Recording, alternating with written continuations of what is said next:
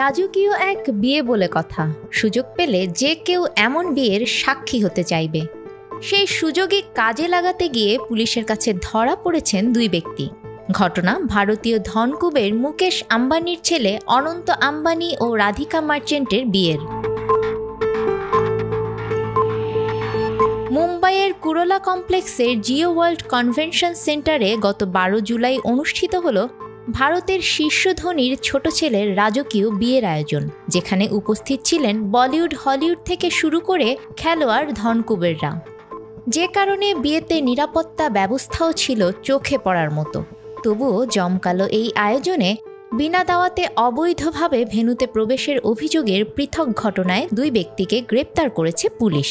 নিরাপত্তা কর্মীরা তাদের সন্দেহজনক গতিবিধি লক্ষ্য করে অভিযুক্তদের ধরে ফেলেন। পরে পুলিশের হাতে তুলে দেয়া হয়।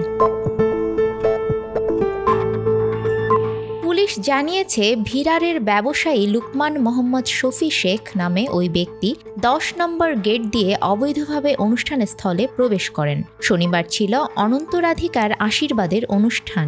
ভেন্যুতে প্রবেশের জন্য বিশেষ পাস দেয়া হয়েছিল সকলকে। শেখ পরে স্বীকার করেন, কৌতূহলবশত আম্বানির ছেলের বিয়েতে হাজির হয়েছেন তিনি।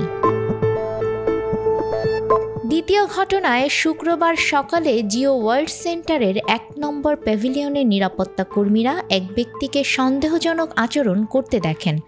সঙ্গে সঙ্গে তাকে আটক করা হয়। আটকের পর তিনি জানান, ইউটিউব চ্যানেলের জন্য ভিডিও ফুটেজ সংগ্রহ করতে এমন কীর্তি ঘটিয়েছেন। মুম্বাই পুলিশের তরফে জানানো হয়েছে, দুই অভিযুক্তর বিরুদ্ধে ভারতীয় দণ্ডবিধি 2023-এর 329 ধারা অপরাধমূলক অনধিকার প্রবেশ এবং গৃহ অনধিকার প্রবেশের অধীনে অভিযোগ দায়ের করা হয়েছে।